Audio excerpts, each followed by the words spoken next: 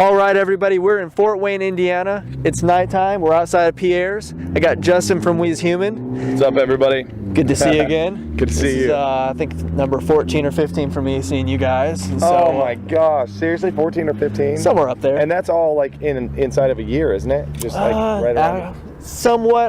The first time was 2011. Oh, okay. Okay, Yeah. That's right. That's Yeah. right. Was it Winter Jam? Or the that was Awaken the Alive second tour? time, the Awaken Alive. Awaken Alive tour, man. Winter Jam was the second time. See, I get them all mixed because it's just I kind of live out here, so. Yeah, I lost track after a while, but it's up in the double digits. That's awesome, man. But man, you're back at Pierre's, back in Fort Wayne. Yeah, yeah. And how did it feel tonight, man? That was a great show. Felt really good. It was our guitar player Justin Forshaw and our bass player Dave Dragoo are actually on vacation. Oh. And so I wondered. I know, yeah, exactly. But they're only gone for 10 shows, so they needed to take some time off and go home. Justin's sister's getting married and or something like that. That's a good reason. We'll yeah, if you're gonna take a vacation, that's a good reason. We'll let it happen. All right, yeah. So we had a buddy of ours, Eric from a band called LED, fill in tonight, playing Justin Forshaw's parts. Right. You know, so his fingers were going as fast as they could go. You know, shredding away up there. Yeah, but it didn't even matter, man. Pierre's is one of our favorite places to play. The audience is always amazing here. It is. It doesn't matter how big the audience is, how small it is. It's going to be a fun show. It's going to be a party. It is. It doesn't matter who's playing. That's right. Yep. That's what I hear, man. They tell me that those shows here always rock. So yeah. We're honored to play here, and the Bear, you know, obviously brought us out, and so we played the Bear birthday bash here in Fort Wayne last year, which was one of my favorite shows of last year as well. Awesome. So yeah, we love coming to Fort Wayne, man. Last year was a good year. Obviously, you had the self-titled debut drop. We did on Atlantic Records. Yep. Yeah. Which killer debut. Thank you. But yeah. Looking back on the last year, I mean, if you can summarize it at all, I mean, you've done it all in just the last year. Looking back on the year, how would you summarize this? Just it's been mind-blowing. I mean we in this last year we played Red Rocks Amphitheater in Denver, Colorado twice, which it's this legendary venue. I think the Beatles played there, man. You know, and some bands don't ever get to play there in their whole career. We were blessed to play there twice this last year, and you know, just been doing a ton of touring, and something that's been surprising to me is hearing some of the bands that I love reach out to us and tell us that they love my band, you know, that I'm just super surprised, you know, I never thought about that with our songs on the radio, like there's other musicians out there that I love and respect that are listening to my band and they love my band now, and like it's really cool. We've been on the road just nonstop, just going, and so it's been an incredible year. We're talking about now doing a headlining tour. Awesome. Yeah, our first headlining tour in ever in a really long time. Nice. And so we're really excited about doing that, and hopefully in the not too distant future, and looking at self-producing a music video, our next music video. Nice. So we got a bunch of stuff coming up, but this last year has been I just don't even know how to explain it, man. I got to drive a moon rover at NASA in Houston, like a lunar rover, that nobody else has seen. It's like it was under. Wow. And we got so just crazy things like that happen to us when we're on the road, nice. and so I mean I just don't have words for it. It's just been incredible. I know that this last year is one that we'll look back on in 2013 and this year as well, and just for the rest of our lives, just remember it fondly. I mean, you've toured with pretty much and played with everybody you can possibly imagine just in this last Guns N' Roses, Skillet, numerous times. Obviously the history with Skillet is insane. John discovered you and all that stuff, Yeah, absolutely. We love Skillet, man, and I was just texting John and Seth from Skillet just these last few days, because they just got back into the States. They were been in Europe, and so it's good to have them back in their home country. But we don't have any tours together, and I don't think any tours coming up soon. So it's kind of strange. We spent almost 3 years. Yeah, I was gonna say, you guys are always with them all the time. Yeah, and I mean they are family. I mean they're as close to family as they can get without being blood, And and so we miss them and look forward to getting on the road with them again. But we've just been touring with everybody, man. It's been awesome. Now with Blackstone Cherry. Yeah, Hard Drive Live Tour. Hard Drive Live Tour. Yep. Yeah, Lou Brutus. We saw him at Rock on the Range, with Hard Drive Live, and met him, and so I mean it's been a really great time. And then with our song doing so well on the radio, it's just it's nuts. I feel like I'm dreaming, man. Take the Bullets Away hit number 1 on one of the charts. And, it did, yeah. On the Christian rock charts, it went to number 1, stayed there for a couple weeks, and then now we're at number 12 on the mainstream rock charts. And my manager just got a hold of me today and said we got a ton of new ads on radio stations. Nice. Just today, 11 more radio stations picked it up. Wow. So it looks like we're going to climb again this next week on the charts. So. Now, we talked about it a little bit in the past with Take the Bullets Away. It's one of the most personal songs on the record.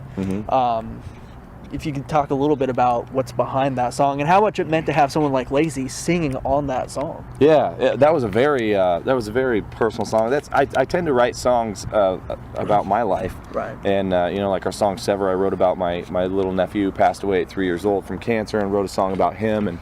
And then "Take the Bullets Away" was about my sister-in-law, who I love dearly, who went through a really dark, hard time in her life, and she just kind of met with my wife and I at this restaurant and just kind of poured her heart out. She was just bawling her eyes out, and my heart really went out to her. I wanted to see her well.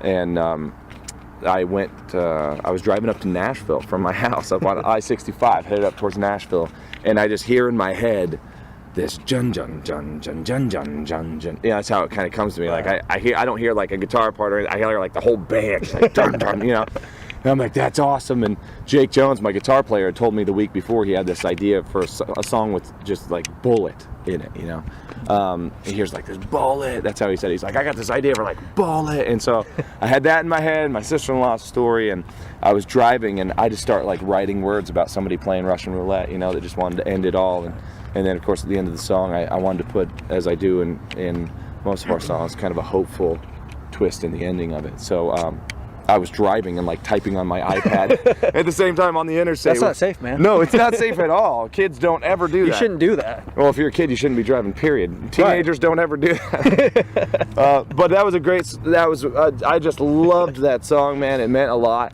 And then we asked Lacey. She had just recently quit Flyleaf. And I'm like, I don't even know if she wants to do rock music anymore, know? And so we called her up. We'd met her a couple years before. Actually, in 2011, we met her through Skillet, and she'd become a friend and reached out to her, and she loved the song and came in the studio and just tore it up, man. Nice. Like that became my favorite track on the album, and still is.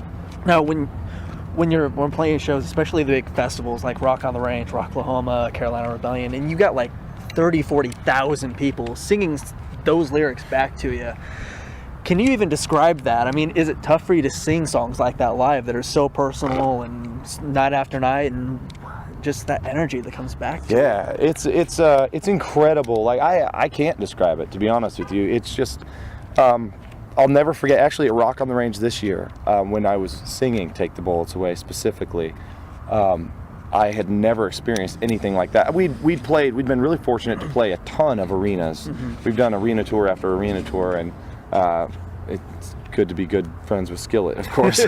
They take us with them, but that was one of the first times that I ever looked over just such a massive audience. And when we went into the chorus of "Take the Bullets Away," everybody that I could see, as far as I could see, was just singing at the top of their voice. And I was really taken back. I mean, I was sincerely taken back that this song that I wrote in my car, that I finished in, it was just me, it was me and a story, and to know that it had gone out and became their story and a part of their lives. I was barely holding it together on stage, man, to be honest with you. It was very emotional, and so it's incredible. I mean, I was just very humbled and very grateful that God took us to a place where I could stand, and still do, stand in front of audiences every night and get to see their face, because it's almost like they're the one singing and I'm the one listening, Right. It's like you're the audience now. Absolutely. And watching them. Yeah, I mean, this song just kind of takes on a life of its own, and they're just giving it back, and it's incredible to be a part of that. Awesome.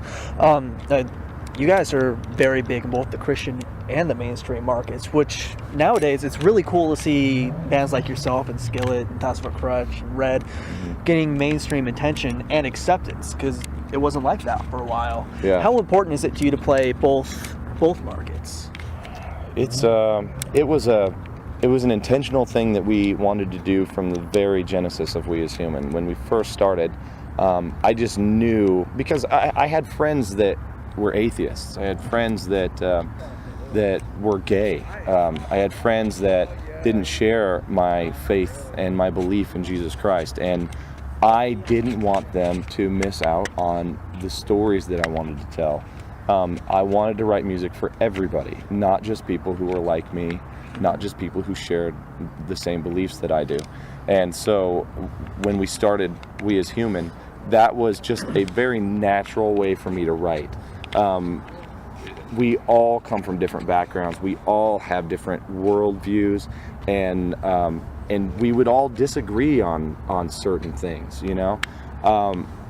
But we still can come to a show together and rock together and hang out and love each other, in spite of our differences in beliefs and our differences in opinions, and we can share those with each other. I've challenged many of my atheistic friends and agnostic friends and gay friends, true friends, and I'm not just saying that, real friends, in what they believe, and they've challenged me in what I believe and the way I live my life. So I absolutely love that, and I never wanted to make music just for this audience or for that audience. So I think when Atlantic Records came along and Skillet came along, they saw that was just it wasn't forced. It wasn't anything that we kind of calculated. It was just the way that we live our lives, and it just comes out in the music. So that's a very important thing for us. And no matter, I mean, we've seen our success grow in one market and wane in the other, and then grow, and it kind of goes back and forth. Kind of fluctuates a little bit. Yeah, and so we don't ever have any plans of abandoning one for the other. We want to stay and play music for everybody as long as we can, man. How did, even before you were signed and before you got the record deal and played all these arenas, touring with Skillet, you played to a lot of large audiences. How did, situations like that prepare you for the success that you're having now? When maybe back in like 2011, 2012, before the debut dropped and all that, before all the success happened. Yeah, I think we just kind of learned how to tour. We learned how to be a band, that can live together on the road. Almost everything good in our lives comes out of suffering. Almost everything good in our lives comes out of persecution and trial and hurt. And so we just got on the road and we just started kind of stumbling through this thing, like, we'll hit our foot on this, like, never do that again, or almost get thrown off a tour for something, like, never do that again. We just kind of started, like, getting out there and learning what it meant to be on the road, being in each other's faces every day. Oh my gosh, man, could you imagine, like, you get in a van or a bus with 6 dudes and you just stay there for like years. You've got to love each other, or you're gonna kill it. You're gonna take a pillow in the middle of the night and you're gonna put it over their head until they stop wiggling. And we don't want to do that, obviously. But that really prepared us for how busy we are now, and to be able to do it and kind of get our groove on the road, so that we are refreshed, so that we are healthy and we're happy and we're encouraged. So that we can give our fans and our families our best every night. Now that we're about a year or a month into supporting this record, have you started thinking forward to the next record and what that might look like?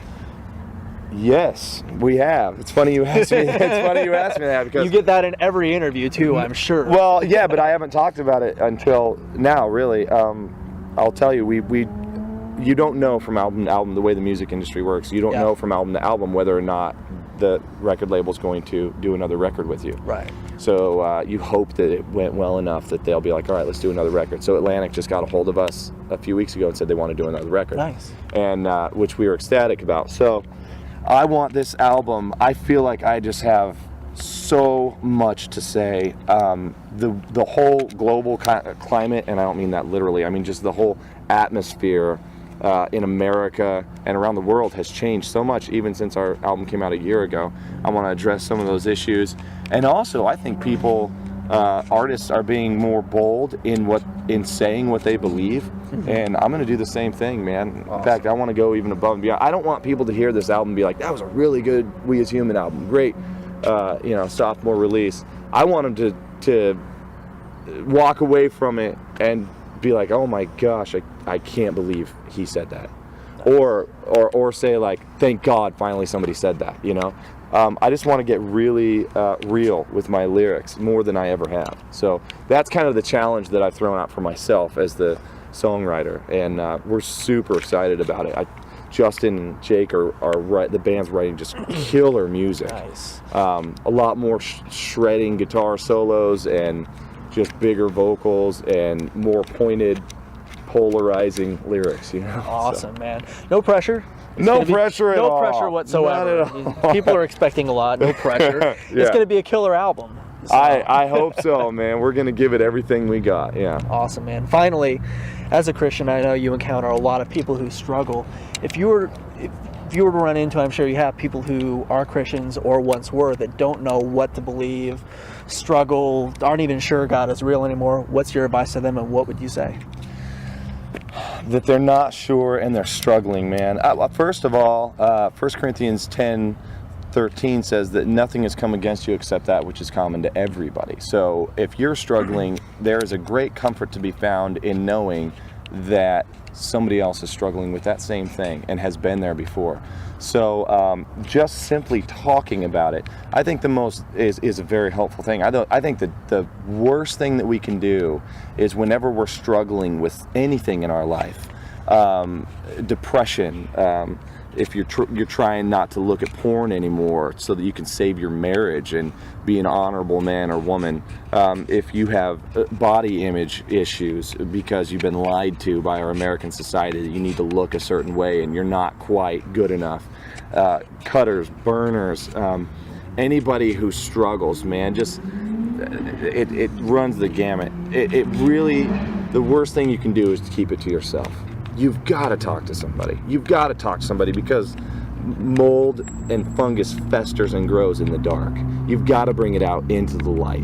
And if you bring that out into the light, then you'll start to discover that, like, man, I'm not an oddball. I'm not a weirdo. There's not something like, I'm not this exception to the rule, that something's so wrong with me that I can't talk to anybody about it.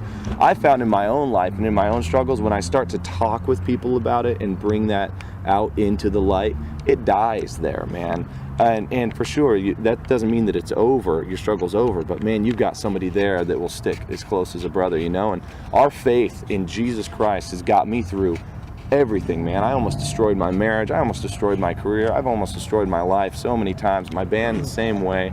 And I'm telling you, I personally have never found a true and honest hope, a real reason to live this life, other than to know that there's a God that created me, that loves me, has a purpose for me, and is here with me right now. So that's the faith. It's not this American faith that everybody kind of talks about, like, you know, I kind of wishful thinking. Like, we have genuine, real faith that there's a God who loves us, and I'm going to see him someday, man. And without that, I mean, I don't know how people find hope, to be honest with you. I really don't know, man. If you think that, if you really sincerely believe that there is nothing after this life, then there's just no purpose for anything. We're a big cosmic accident, right? I mean, your life doesn't mean anything, mine doesn't either. We're all just molecules banging together until we poof into space. And deep inside our hearts, we know that there's more to love, there's more to life than that. And my band and I believe that that's because we were created. We didn't just show up somehow. You know, it just doesn't make any sense. I think you have to have more faith to be an atheist to believe that stuff than you do to be a Christian. So I would say anybody that's struggling, you just need to talk to somebody. Even if you don't share our faith and you don't agree with what I'm saying, you need to find somebody that you love and trust and talk about your issues, because you can really find some good healing through that. Awesome, man. Man, thanks for taking time tonight. I really appreciate it. Man. As always. I always love talking with you, man. Awesome, man. I appreciate that. It's always fun, man. And hopefully we'll see you down the line sometime soon. Absolutely. We'll be back. I'm sure we will. We'll be back. Peace, you guys.